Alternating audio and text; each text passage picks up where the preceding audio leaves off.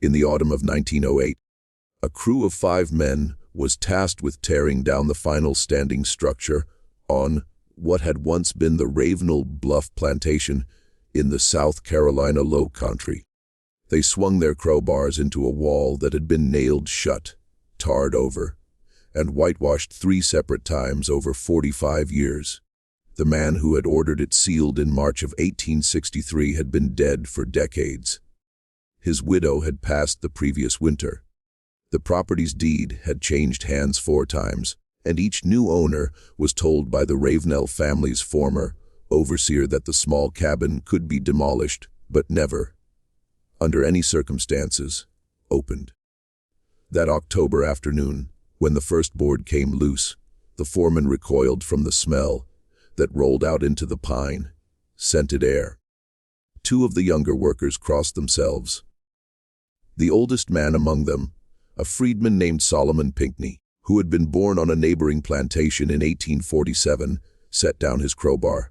He said, very quietly, that he had been waiting 60 years to discover what was on the other side of that wall.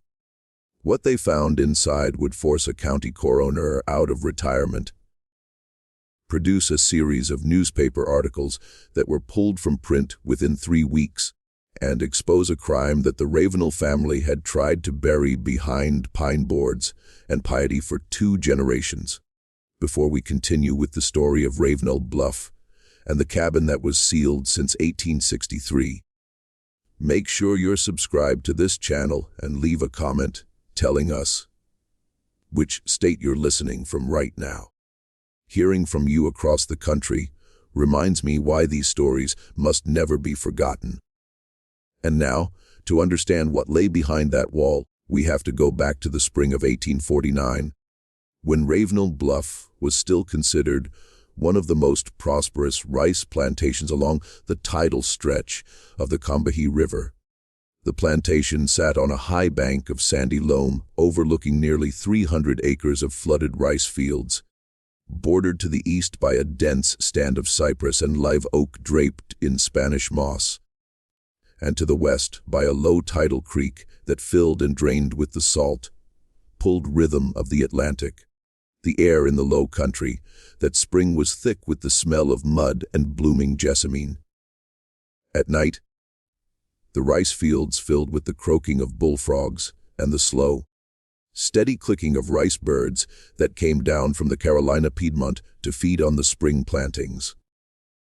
To the north, the Combahee River moved between its banks of black water and tangled palmetto, its surface broken every few yards by the log, still shapes of alligators sunning themselves in the long afternoon light. In the geography of the antebellum South, this was one of the richest stretches of land in the Republic. A single acre of Combahee rice, at the price it commanded in the Charleston markets of 1849, was worth more than most free white farmers in the upcountry earned in a year. The main house was a 2-story Greek Revival structure, painted a particular shade of white that only the very wealthy could afford to maintain in that humid climate. Its columns were carved from heart pine, and its long verandas were shaded by the same live oaks that had been old when the first European settlers passed through the region in the 1690s. The interior was furnished with pieces that Augustine Ravenel's grandfather had shipped in from Philadelphia and New Orleans. Mahogany writing desks, a broadwood pianoforte in the front parlor, and a sideboard of French walnut that had been carried down from Richmond on a coastal schooner in 1811. The floors were heart pine, the walls were plastered and painted the color of old cream. Above the dining room fireplace hung an oil portrait of Augustine's father, Colonel Pierre Ravenel, who had served under General Andrew Jackson at the Battle of New Orleans, and who stared down at every family meal with a severity that Augustine Ravenel, as a boy, had found difficult to bear. Behind the main house, arranged in a neat double row along a packed earth lane, stood the plantation's 12 slave cabins. They were small structures of rough, cut cypress plank roofed with hand, split shingles, each one housing between 4 and 8 human beings who were considered, under the laws of South Carolina in that year, the personal property of Mr. Augustine Ravenel. The cabins had packed earth floors, a single hearth at one end, and small unglazed windows covered at night with oiled cloth. In the summer, they were thick with the smell of sweat and smoke and the resinous breath of the pine forest beyond the fence. In the winter, they were cold enough that the children slept 3 to a pallet for warmth. Between the cabins and the main house ran an invisible line that every person on the plantation understood without ever having it explained. One side of that line was the world of the Ravenel family, the world of ledger books, Sunday dinners, and letters written on cream-laid paper. The other side was the world of work and survival, and the long memory of a people who had been brought to that place from a continent that most of them had never seen and would never see again. Augustine Ravenel was 46 years old in the spring of 1849. He was the third of his family to hold the plantation, descended from a Huguenot merchant who had fled France in the 1680s and settled in Charleston before pushing inland to the rice country. Augustine was a tall, narrow-shouldered man with sand-colored hair going gray at the temples and a habit, noted by every neighbor who ever had supper at his table, of chewing the inside of his cheek when he was displeased. His wife, Henrietta Bonneau Ravenel, was 7 years his junior, educated in the French manner at a finishing school in Charleston, and known among the wives of the Lowcountry gentry for her fierce adherence to the proprieties of her class. They had 3 children, a daughter, Clotilda, who was 12 that spring, a son, Augustine Jr., who was 9, and a younger boy, Lawrence, who was 4. The plantation held, by the census of that year, 47 enslaved people. Among them was a man named Ezekiel, who was the head driver of the field hands. He had been born on the plantation in 1809, and his father before him had been brought in chains from the windward coast of Africa in 1787. Ezekiel knew every inch of the rice fields, every working of the trunk gates that controlled the tidal flow, every name of every person who lived in the cabins. In the unspoken hierarchy of the enslaved community, he was the man to whom the others turned when a child fell ill, or when a dispute needed to be settled without the involvement of the overseer. He was 40 years old in the spring of 1849, a broad-shouldered man with hands so calloused that he had lost most of the feeling in his fingertips, and he moved through the world with the careful patience of a man who had learned, very young, never to waste a motion or a word. There was a woman named Clarissa, who ran the kitchen and was considered by Henrietta Ravenel to be indispensable. Clarissa was 52 that spring. She had been a girl of 8 when she was bought by Colonel Pierre Ravenel at the Charleston market in 1805. Separated on that same afternoon from her mother, whose name she could no longer remember by the time she reached middle age. Clarissa had, over the decades, made herself into the most skilled cook in the parish. Her shrimp pilau was famous from Beaufort to Charleston. She baked Ben wafers that Henrietta served to the visiting wives of state senators. She knew every herb that grew in the kitchen garden, every remedy for a child's fever, every measure of every ingredient in every recipe she had ever learned. And she knew, too, how to listen. The kitchen was the place where the main house and the quarters met, and Clarissa had spent 44 years of her life standing at that intersection, hearing everything that passed between the two worlds and remembering it. And there was a young woman named Delia, who was 18 years old in that spring, and whose mother had died of the fever the year before. Delia had been assigned to the main house, where she served as nursery maid to the youngest Ravenel child. She was tall for a woman of her time, with high cheekbones and dark eyes that seemed older than her years, and a careful stillness about her that her fellow servants had learned to respect. She did not speak unless addressed. She did not laugh where it could be heard, but she sang very softly to the little boy Lawrence when she put him to sleep at night. Old songs in a gullah patois that her grandmother had brought from the Sea Islands. The child would fall asleep with his hand curled around one of her fingers, as if he had always known her. Delia's grandmother, whose name had been Bina, had told her as a child that the songs were older than any of them. Older than the plantations, older than the ships, and that as long as there was a child in the world who could still hear them, they would not die. Delia had believed her, singing those songs over the cradle of a white child who was not her own was, in some private corner of her mind, the only way she had of keeping her grandmother alive. The Ravenel family did not think about Delia. They did not think about any of the people who served them. The machinery of the plantation was simply there. The way the tide was there. The way the heat was there.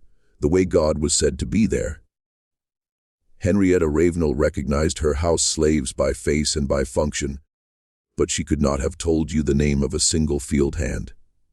Augustine kept better records, but only because records were money. In his study, in a leather-bound ledger stamped with the family crest, he wrote down every purchase and every birth and every death among the people he owned. In the same neat column as the purchases of livestock and the prices of seed, there was no difference in the architecture of his mind between the two. And on a plantation of 47 souls, one young woman in a cotton head wrap who sang to the baby was less visible than the furniture she dusted every morning. The politics of the Lowcountry in 1849 were already beginning to tighten around the edges of this world. In the Charleston newspapers, which were delivered to Ravenel Bluff by courier every Wednesday, Augustine read with increasing frequency about abolitionist agitation in the North, about the debates over slavery in the new Western territories, about the fury of Senator Calhoun and the nervous calculations of the great cotton planters. The nullification crisis of the 1830s was still a recent memory. The Mexican War had just ended. The Compromise of 1850 was a year away. Augustine Ravenel, like most of his class, believed with a conviction that admitted no argument that the Southern way of life was divinely sanctioned and economically necessary. He was prepared, if necessary, to defend it. He did not yet know that within 12 years his country would split in two over the precise question of whether he should be permitted to continue to own the woman who dusted his desk. And Delia, who knew nothing of the debates in Washington, continued to sing to his youngest son in the nursery, to make the little boy laugh, and to keep him alive through the fevers of his first years, because that was what she had been assigned to do, and because the boy, in his own way, had become the thing that made her own life bearable. This was the ordinary world of Ravenel Bluff in the spring of 1849. A world of rice and rhetoric, of mint juleps on the veranda and Sunday sermons at the parish church in Beaufort District, of neat ledger books in Augustine's study recording every bushel and every birth and every purchase, both of livestock and of people. It was a world that its inhabitants believed would last forever. It was a world that was about to crack open along a seam that no one in the main house had yet seen. The crack began in the summer of 1852, when Augustine Ravenel's youngest son, Laurent, died of yellow fever. He was 7 years old. The fever came that summer to Beaufort District in one of the worst outbreaks the region had seen since the epidemic of 1817. It moved through the low-lying plantations along the Combahee River the way fever had always moved in that country, through the mosquito, thick air of the August dusk, striking the youngest and the oldest first. At Ravenel Bluff, it took 3 people in the course of 2 weeks. An elderly field hand named Old Moses died on the 11th of August. A 4-year-old girl in the second cabin died on the 15th, and on the morning of the 21st. Little Lawrence Ravenel woke with a flushed face and a temperature that made Delia's hand jerk back when she touched his forehead. The boy lasted 8 days. For the first 3, he alternated between fever and shivering. He asked for his mother, who could not be reached in time, and for Delia, who did not leave his side. By the 5th day, the disease had entered its second phase. The yellowing of his eyes, the retching of black matter that gave yellow fever its old name of vomito negro. Delia, who was 21 years old, held him through each convulsion with a steadiness that the household physician, a Dr. Franklin Lezezin, later described in a letter to Henrietta Ravenel as remarkable. When Lawrence could no longer speak, Delia held his hand and sang to him the same song she had sung when he was an infant. She sang about the river that ran to the sea. She sang about the woman who became a bird. She sang until her voice gave out, and then she hummed, and then she simply held him. Henrietta Ravenel was in Charleston when the child died, visiting her sister. Augustine was in the study. It was Delia who closed the boy's eyes, who washed his small body with rose water, who wrapped him in the linen that had been set aside for the purpose, and who did not cry in front of the physician, because she knew that no one in the main house would ask her to. In the weeks that followed, something shifted in the main house. Henrietta returned from Charleston 3 days after her son's burial, collapsed in the front hall of the plantation house, and had to be carried upstairs.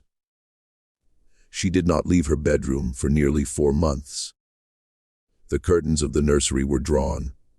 The toys were wrapped in muslin and packed away in a trunk.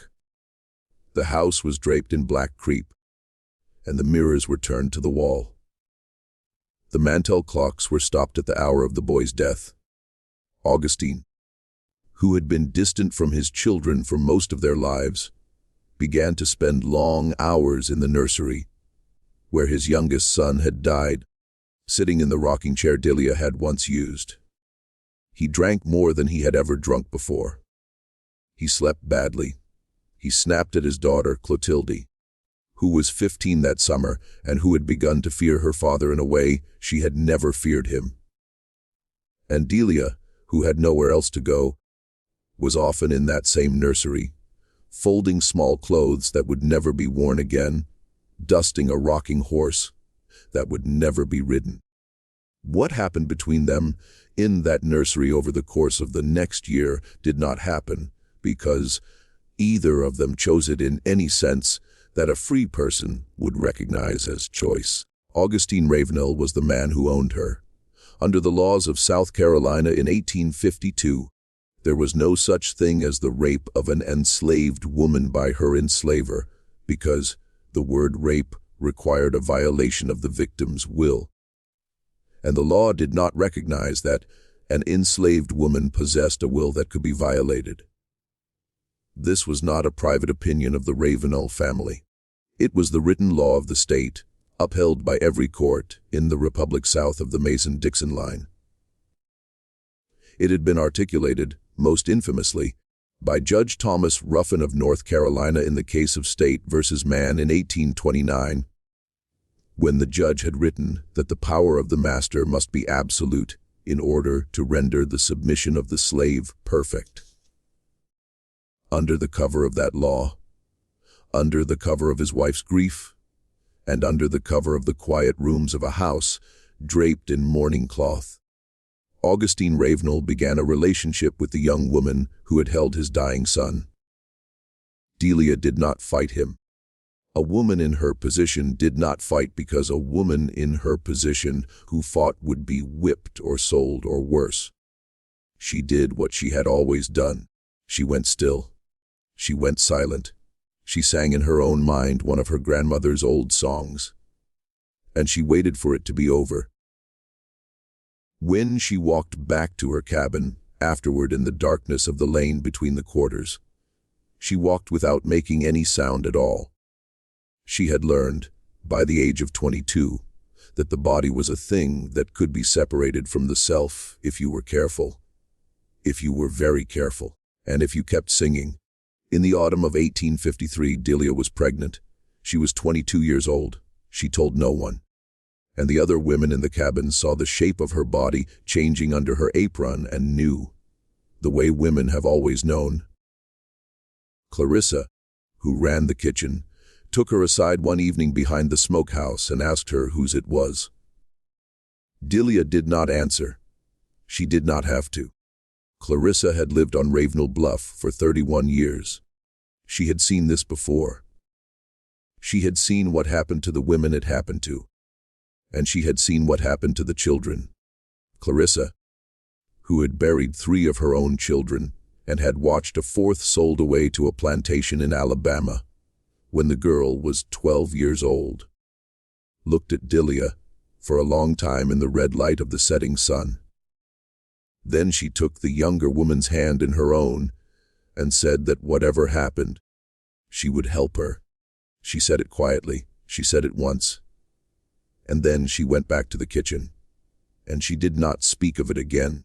The child was born in the spring of 1854 in the slave quarters, in the smallest cabin at the end of the row, which had been given to Delia after her mother's death. The midwife was an elderly woman named Grace, who had delivered more than 100 babies on that plantation and the surrounding ones over the course of her long life. The labor was long. Delia made almost no sound. When the child came at last, just before dawn on a morning in early April, he came quietly, with his eyes open, looking at the lantern as if he had been expecting it. It was a boy. Delia named him Isaac, after her grandfather, who had been brought to the Sea Islands on a ship whose name no one in his family had ever known. The child was light, skinned with hair the color of wet sand and eyes that would, as he grew, turn the same pale gray as Augustine Ravenel's. When Grace saw the child, she looked at Delia and did not need to ask. She washed the baby in a basin of warm water, wrapped him in a clean linen cloth, and placed him in his mother's arms. Then she sat down on the wooden stool beside the bed and said, very softly, that the child had the look of someone whose life would need to be guarded carefully. Delia nodded. She already knew. Henrietta Ravenel knew too. She could not know.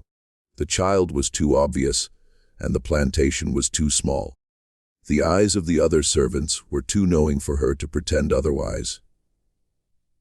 For several weeks after Isaac's birth, Henrietta did not come down to breakfast.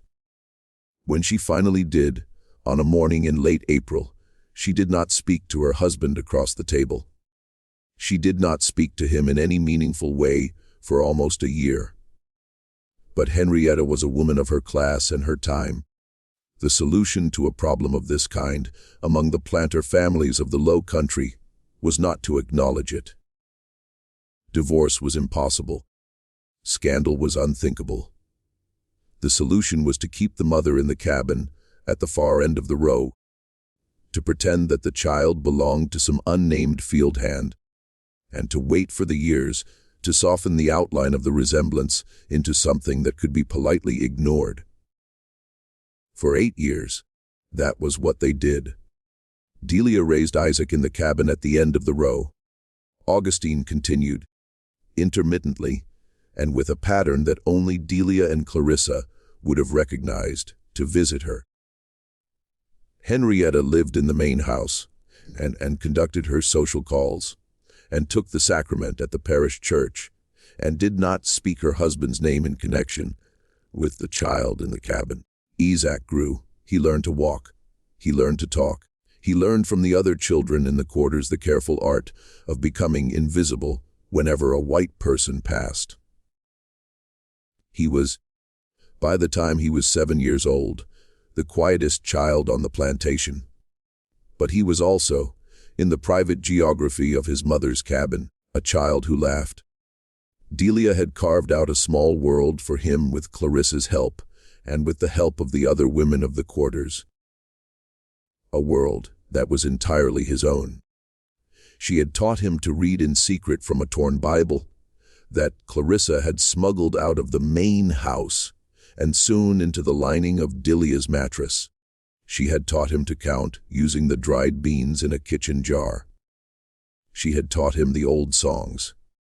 And she had taught him, in the careful language that an enslaved mother used to teach her son to survive, when to speak and when to be silent, when to bow his head and when to meet a white man's eyes, when to laugh and when to hold his face as still as a pond at dawn. He had, by his 8th year, learned all of these lessons. He was a quick child and a watchful one.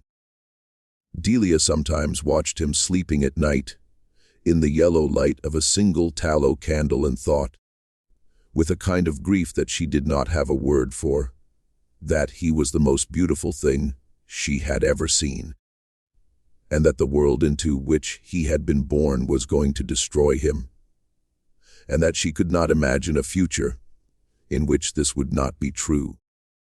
Ezekiel, the head driver, was one of the few people on the plantation who spoke to the boy directly. In the long evenings of the spring and summer, when the work of the day was done, Ezekiel would sometimes come to the end of the lane where Delia's cabin stood. He would sit on the wooden step outside the door and tell Isaac stories. He told him about the river and the birds and the way the tide worked. He told him, in a careful and coded way, about the places up north where a man could be free. He did not say the word freedom. He did not have to. Isaac, who was small and thin, and who watched the older man with gray eyes that were already old for his age, understood what was being described. Delia, listening from inside the cabin, said nothing. She was afraid of what Ezekiel was telling her son, and she was afraid of what would happen if he did not tell him. And then, in the summer of 1862, everything changed. The war had come to the Sea Islands. The Union Navy had taken Port Royal the previous November, landing troops on Hilton Head and the surrounding islands, and sending the white population of the region fleeing toward the interior. Confederate planters up and down the coast were beginning to understand that their world was ending. The great plantations of the Sea Islands had been abandoned. The enslaved people left behind had been declared contraband of war by General Benjamin Butler, and then, in January of 1863, declared free by the Emancipation Proclamation. News of all of this reached the plantations along the Combahee River through channels that the planters could not control. It reached the kitchens. It reached the stables. It reached, within days, the cabins. Augustine Ravenel, who was now 59 and who had lost 30 pounds in the last year, began to drink in the evenings in a way that his wife and daughter pretended not to notice. He began to sit up late in his study, with the ledgers open in front of him, staring at columns of figures that represented a form of wealth that was, he now understood, about to be taken from him. He wrote long letters to his banker in Charleston. He wrote to his brother-in-law in Richmond. He slept, when he slept at all, in the chair by the study fire with a pistol on the desk beside him. The field hands were beginning to disappear, slipping away at night toward the Union lines, and no amount of patrolling could stop them. In April of 1862, 3 young men from the second cabin had left together and were never heard from again. In June, a woman named Hannah and her 2 daughters had simply not been in their cabin when the bell rang at dawn. Ezekiel, the head driver, who had been with the family since before Augustine inherited the plantation, walked into the woods on the night of August the 9th, 1862, and never came back. He had, in the preceding weeks, begun to speak more openly to the younger men of the quarters about what was coming. And then, On one warm night, he simply stepped out of his cabin and was gone. He was 53 years old. He left behind a wife named Chloe, who would eventually find him again in the fall of 1864 at a contraband camp outside Beaufort, and who would die in his arms of pneumonia in the winter of 1867, a free woman on free land. Augustine Ravenel began to be afraid. It was a specific, nameable fear. He was afraid of what would happen when the Union Army came, and he knew now that it would come. He was afraid of his ledgers being read by Yankee officers. He was afraid of his neighbors, several of whom had already begun to whisper about him in Beaufort society, about the child at the end of the quarters row, about the resemblance that was no longer deniable as the boy grew older, and in a way that he had not previously permitted himself to think. He was afraid of Delia and of the child Isaac, who was now 8 years old, and whose face was a daily public record of something that Henrietta had spent 9 years pretending did not exist. The war was about to make Delia a free woman, and a free Delia could testify.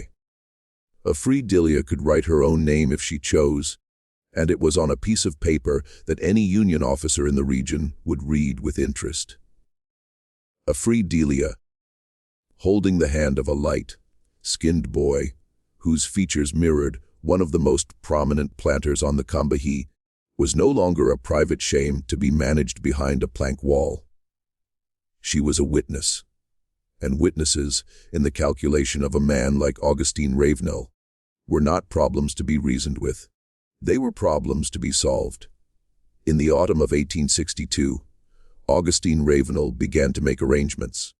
He told his wife, one evening in October, that Delia had grown insolent, and that it was time to sell her away. Henrietta, who had been waiting for this conversation for 9 years, did not argue. She asked only that it be done quickly, and that the child go with her. Augustine agreed. He did not, however, make contact with any slave trader. The ports were blockaded. The auction houses in Charleston were empty, and Augustine had begun, in the long evenings of that autumn, to calculate a different sort of arithmetic. What happened next is the heart of what the men found behind the wall in 1908. It is the part of this story that the Ravenel family spent 45 years and 2 generations trying to hide. I want to pause here for a moment to ask you, if this story is pulling you in, to hit that like button and leave a comment with your thoughts so far. The algorithm only shows these stories to more people when you engage. There are descendants of families like Delia's all across this country who deserve to have their histories heard. Keep watching, because what I am about to tell you is the piece of the story that Augustine Ravenel paid to keep buried. On the night of January the 17th, 1863, according to the testimony that Solomon Pinckney would give to the Beaufort County coroner on October the 29th, 1908, Augustine Ravenel came to the cabin at the end of the row with a bottle of imported French brandy, a folded document bearing the seal of a Charleston notary, and 2 men from a neighboring plantation whom Solomon did not recognize. Solomon was 15 years old at the time. He was in the neighboring cabin, separated from Delia's by a single plank wall, and he heard everything.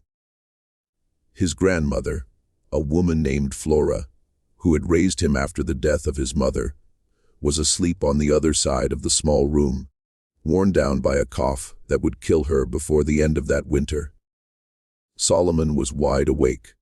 He had been wide awake on most of the nights of that January. He was a boy who listened. Augustine told Delia that he had purchased her freedom. He showed her the notarized document. He told her that he had arranged for her and the boy Isaac to be taken by wagon that night to a safe house in Walterboro, and from there to Charleston, where they would board a ship bound for Liverpool. He said the war would be over soon, and that she could not be here when it ended. He said he had provided a sum of money sufficient to begin a new life. He asked her to pack what she needed and to wake the boy. Solomon, through the wall, heard Augustine's voice. He heard it clearly. It was the voice of a man who was trying to sound generous, and who was, at the same time, trying to sound like a man who had made a decision he did not intend to unmake. Solomon had heard that voice many times in his short life.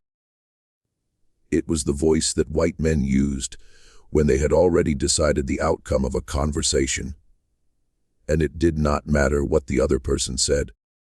Delia did as she was told.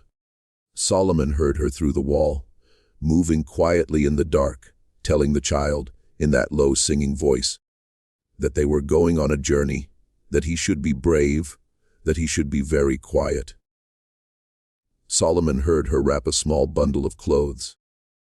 He heard her strike a match to light the stub of a candle, so that she could find the child's shoes. He heard the child ask if they were going to see the ocean.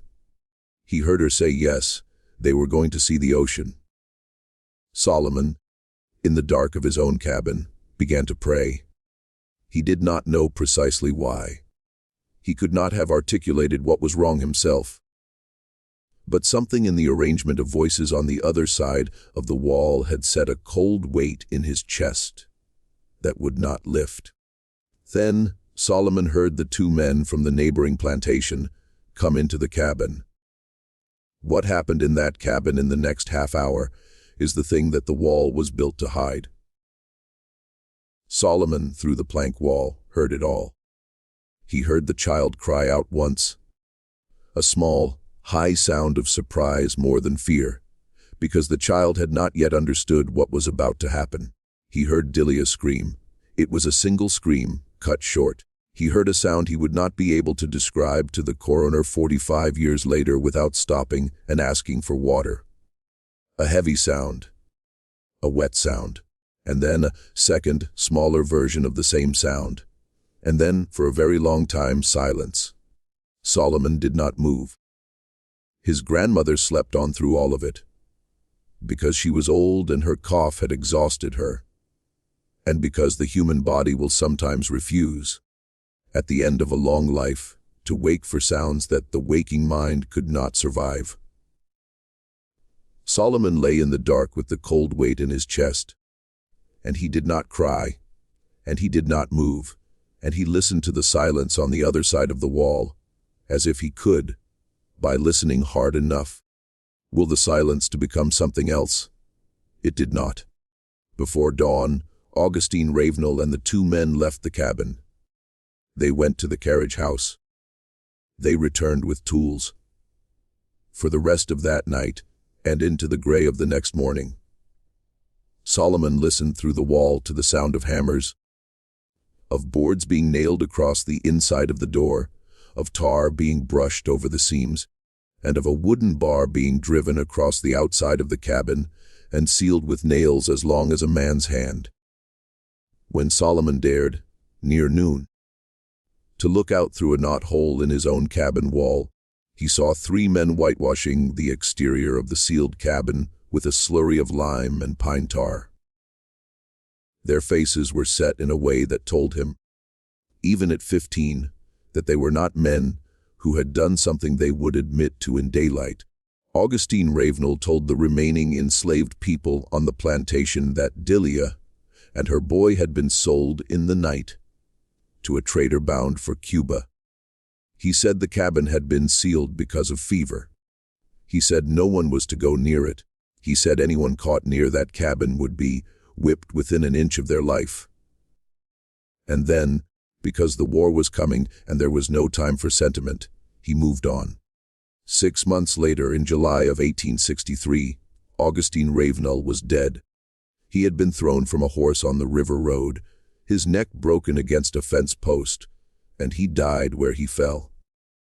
With no last confession, no last arrangement, no last alteration to the will he had signed in 1861, his widow Henrietta inherited the plantation. The Union Army reached the Combahee River in the late summer of that year, during the raid led by Harriet Tubman and Colonel James Montgomery, and 32 of the remaining 39 enslaved people at Ravenel Bluff walked away toward the gunboats and were free.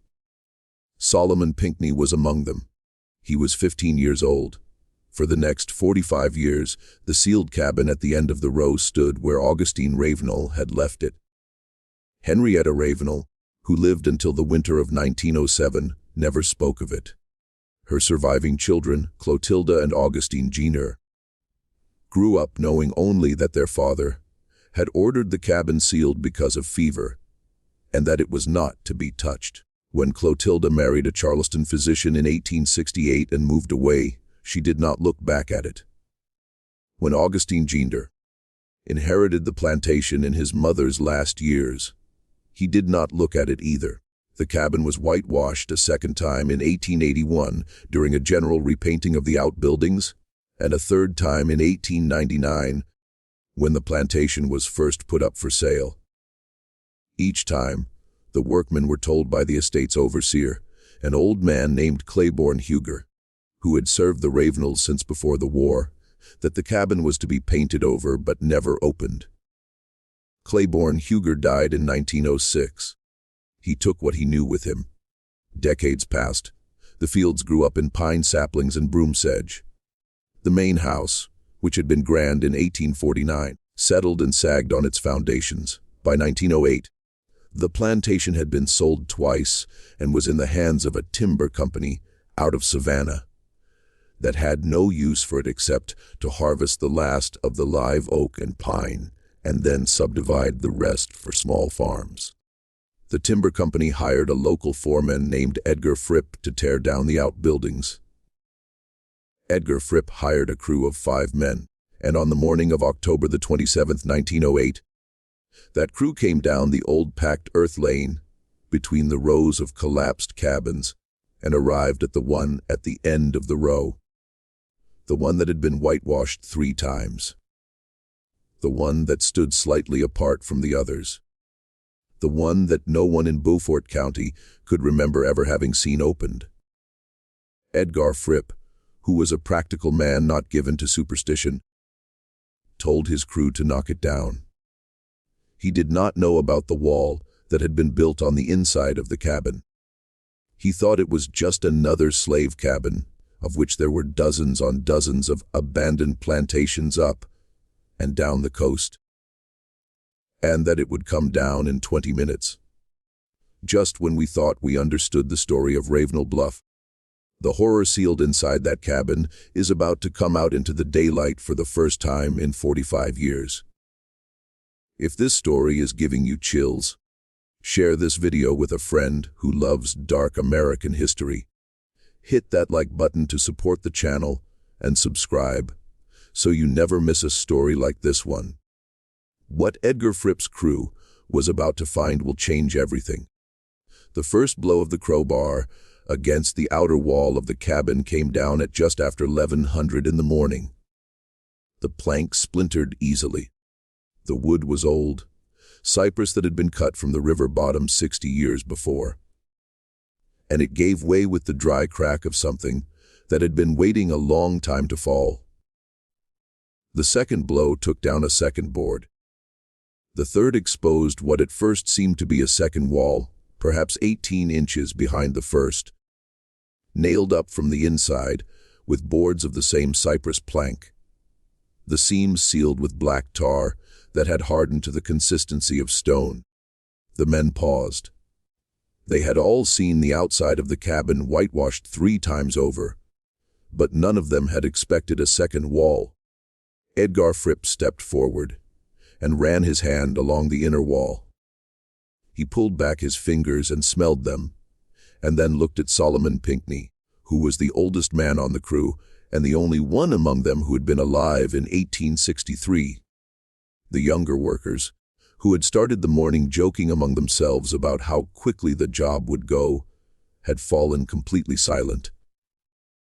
One of them, a man named Jessup, took off his hat and began to turn it slowly in his hands. Another, the youngest, a boy of 19 named Caleb, took several steps back from the cabin without seeming to be aware that he was doing it. The autumn light fell slant through the pines. Somewhere in the distance, a mourning dove called 3 times and stopped.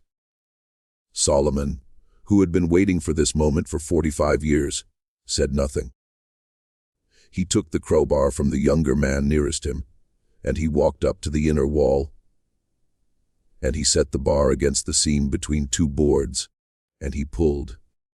His hands, which had grown old on their own schedule, were shaking. He had to set the bar a second time before he could get leverage. When the board finally came loose, it came away with a long tearing sound, like cloth being torn in half. The smell that came out was not the smell of fever.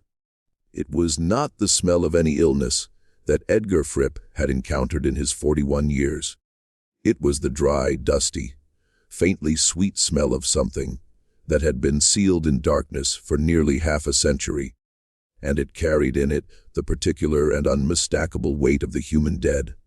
It was, Edgar Fripp would later say in an interview that was never published, a smell that a man could recognize, even if he had never smelled it before, because some part of the human mind knew it the way the body knew hunger or thirst.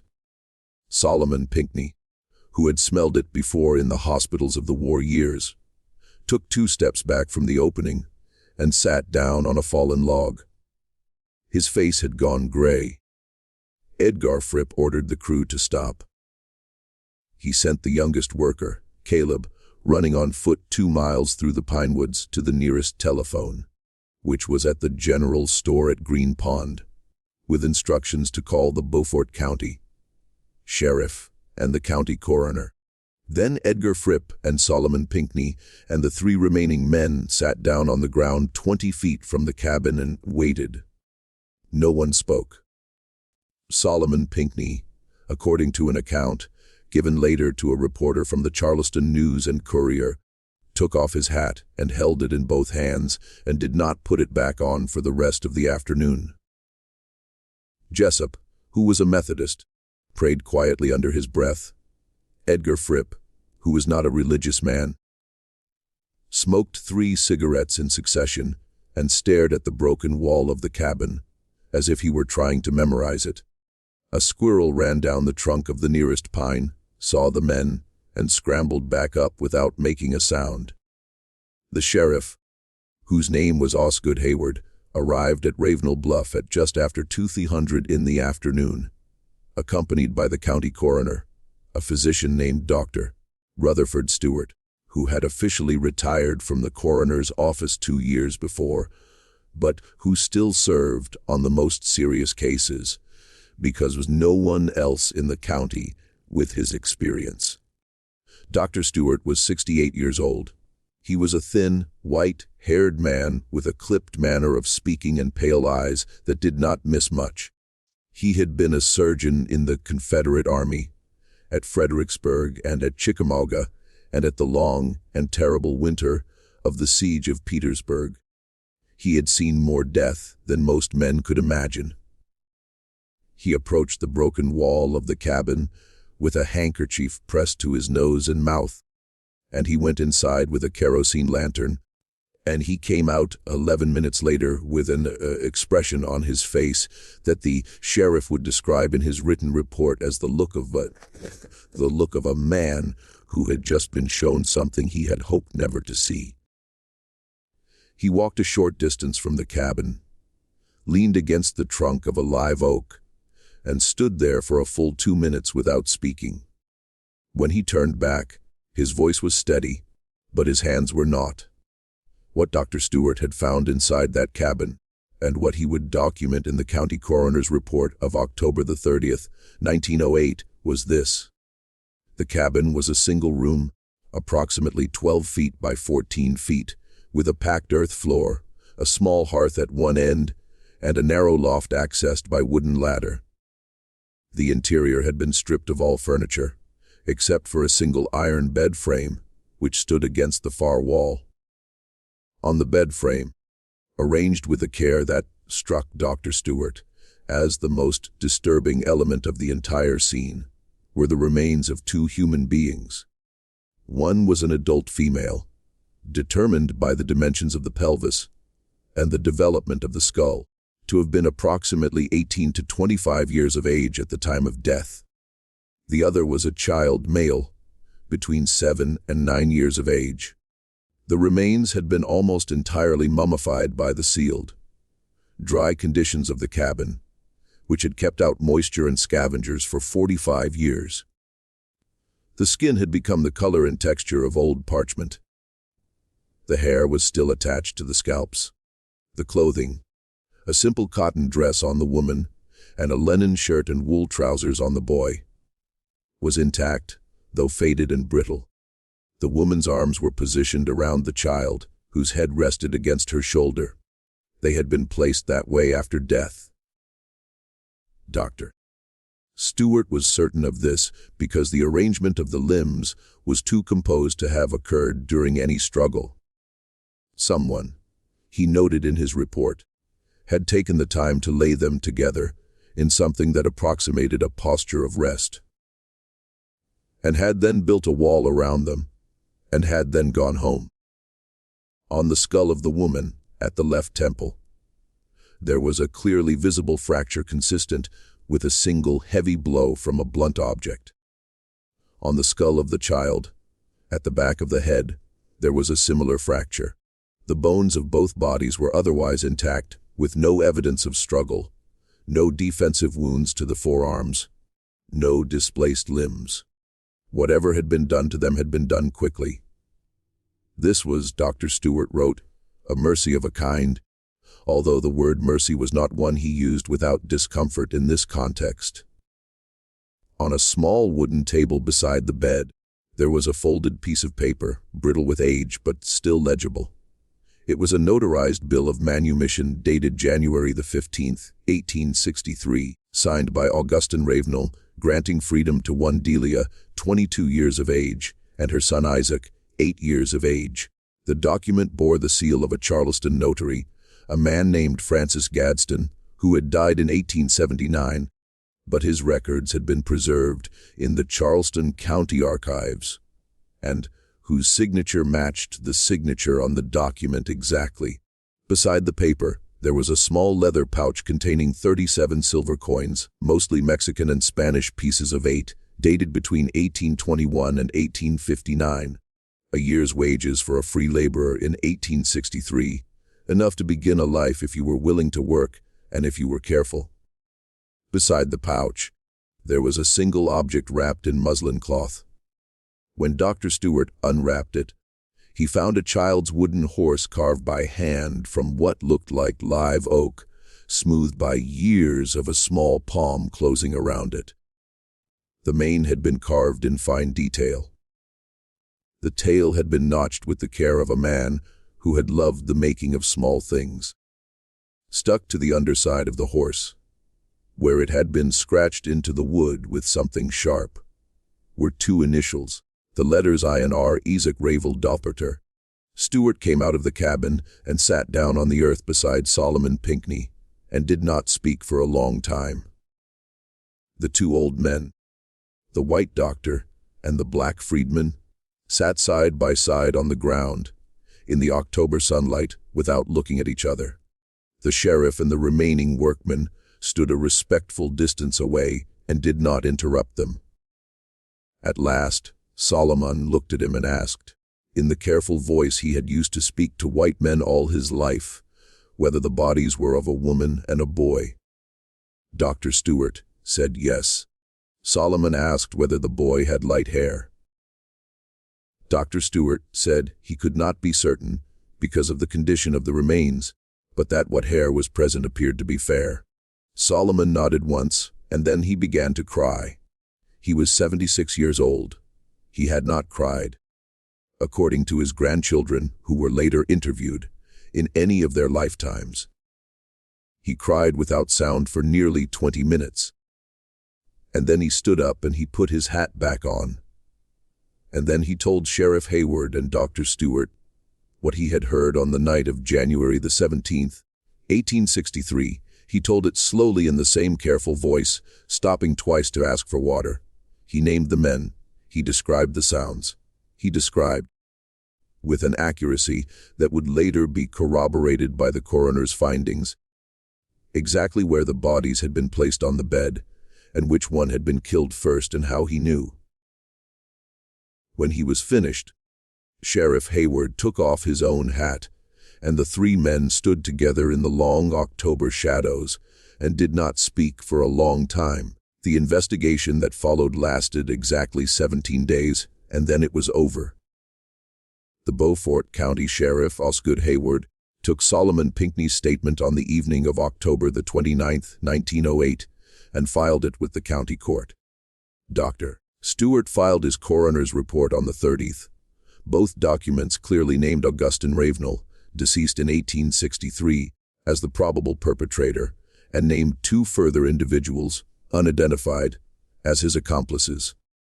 The local paper, the Beaufort Gazette, ran a story on the morning of October the 31st under the headline, "Grim Discovery at Old Ravenel Place," describing the finding of the remains and alluding, in the careful language of 1908 South Carolina, to the possibility that a crime had been committed. The Charleston News and Courier picked up the story on November the 2nd. A reporter from the Savannah Morning News came to Beaufort County on November the 4th and interviewed Solomon Pinckney at length. And then, on November the 17th, 1908, the story disappeared. The Beaufort Gazette ran no further articles. The Charleston News and Courier printed a brief notice on its back page stating that the remains had been interred at the county's expense in an unmarked grave at a nearby cemetery, and that no further investigation was warranted given the death of the principal suspect 45 years previously. The Savannah Morning News never ran the interview its reporter had conducted.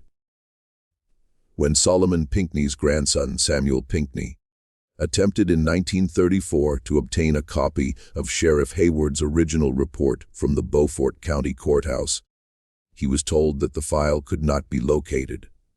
What had happened, it is now possible to piece together from later evidence, was this. Clotilda Ravenel, the daughter of Augustine and Henrietta, was by 1908 a widow living in Charleston and the mother of three sons, two of whom were prominent figures in South Carolina politics. Her brother, Augustine Jr., had died in 1901, but his sons, her nephews, were officers in the state banking system. The Ravenel family had, in the 45 years since the war, rebuilt its fortune through a combination of timber interests, banking, and marriage. It was not a family that could afford to have a newspaper story circulating about a murder committed by its patriarch. Through mechanisms that were never documented, but are not difficult to imagine, the story was made to go away. Sheriff Hayward, who ran for re-election in 1910, did not mention the case in his campaign. Dr. Stewart, who died in 1912, never spoke of it publicly. The reporter from the Savannah Morning News was reassigned to the agricultural desk and left the paper within the year. What the Ravenel family could not control was Solomon Pinckney. Solomon lived until 1927. He was 79 years old when he died, and in the last decades of his life, he told the story of what he had heard through the wall on the night of January the 17th, 1863, to anyone who would listen. He told it to his children and his grandchildren. He told it to the members of his church at the African Methodist Episcopal congregation in Green Pond. He told it, on one occasion in 1921, to a young graduate student from Fisk University, who was traveling through the Lowcountry collecting oral histories of formerly enslaved people, and whose notebooks were eventually deposited in a university archive where they were not cataloged until the 1970s. Solomon insisted, every time he told it, on 3 points. The first was that Delia had been told she was being freed, and that she had believed it until the moment the other 2 men came into the cabin. The second was that the child, Isaac, had died knowing he was being taken to see the ocean. And the third was that Augustine Ravenel had sealed the cabin not out of shame, but out of calculation. He had sealed it because a living woman and a living child, both free and both carrying the evidence of his paternity, could destroy him and his family in a way that the corpses behind a plank wall never could. Augustine Ravenel had murdered them not to hide the evidence of his crimes against Delia. He had murdered them because the imminent arrival of the Union Army was about to make her testimony and her son's face into weapons that could be used against him in a court of law and in the court of public opinion. A free Delia walking into a Union camp in the summer of 1863, with a light, skinned boy by her hand and a manumission paper in her pocket, would have been one of the most devastating witnesses in the history of the Lowcountry. Augustine Ravenel had done the arithmetic of his class and his time, and he had decided that it was easier to seal two human beings into a wooden box than to face the consequences of having treated them as human beings in the first place. The manumission paper, it turned out, had been real. He had paid to have it drawn up. He had gone through the legal motions of freeing them. And then, on the night he had promised them freedom, he had killed them. The paper in the cabin was not evidence of a generous impulse gone wrong. It was evidence of a trap set with care. Delia had believed she was free because Augustine Ravenel had shown her the paper and let her read it. And then, once she had believed it, once she had woken her son and told him they were going to see the ocean, he had let in the men who would make certain that no such journey would ever be taken. The woman and the child in the cabin were buried as the Charleston News and Courier had reported in an unmarked grave in the county cemetery. In 1998, the Pinckney family, working with a historical preservation society and a team of forensic archaeologists from the University of South Carolina, located the grave. In 2003, after 5 years of legal wrangling with the county, the remains were disinterred, identified through careful comparison with the surviving 1908 coroner's photographs, and reburied with headstones. The headstones are plain gray granite, each carved with a single name and, for the first time in either of their lives, a date of death. Delia, 1941 to January 17, 1863. Isaac, 1854 to January 17, 1863. Alongside them is a third stone added by the Pinckney family in 2004, which reads, in simple lettering, they were told they were free. He lied. Solomon Pinckney heard it through the wall and remembered. The Ravenel Bluff property was developed in the 1950s into a planned subdivision of vacation homes. The main house had burned in a lightning storm in 1931 and was never rebuilt. The slave quarters, including the cabin at the end of the row, had been torn down after the 1908 investigation. Their timbers hauled away and burned in a brush pile at the edge of what had been the rice field. There is a historical marker now placed in 2009 at the turnoff from the old River Road. It notes the existence of the plantation, the names of the people enslaved there, and the discovery of 1908. It does not name the Ravenel family, but the descendants of Augustine Ravenel still live in Charleston.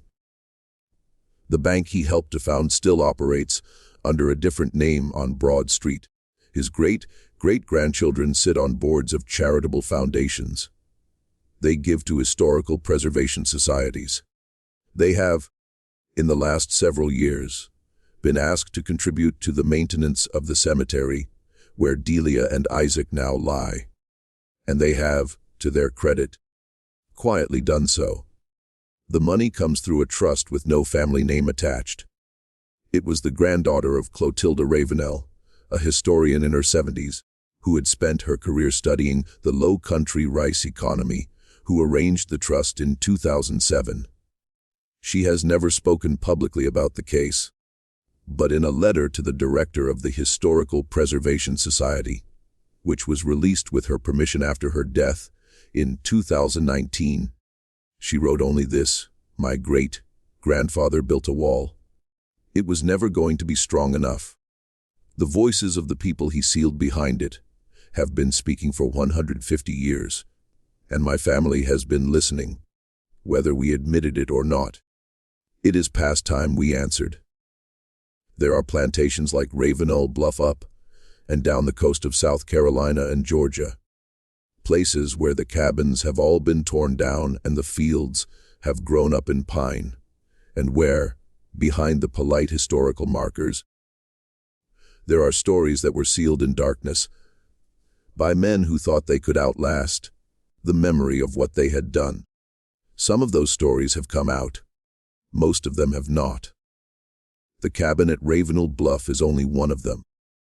And if the story of Delia and Isaac proves anything, it proves that walls do not hold forever, that the men who build them die, and that the voices they tried to silence have a way of reaching the next generation, and the generation after that. Through the patience of witnesses like Solomon Pinckney, who listened through a plank wall at the age of 15, and carried what he heard for 60 years until the daylight came. What do you think of this story? Do you believe that every wall eventually falls? Or do you think there are crimes that will stay buried forever? Leave your comment below. If this story moved you, subscribe to the channel. Hit the notification bell and share it with someone who understands that American history is not only what was written in the ledgers, but also what was whispered through the walls. See you in the next video.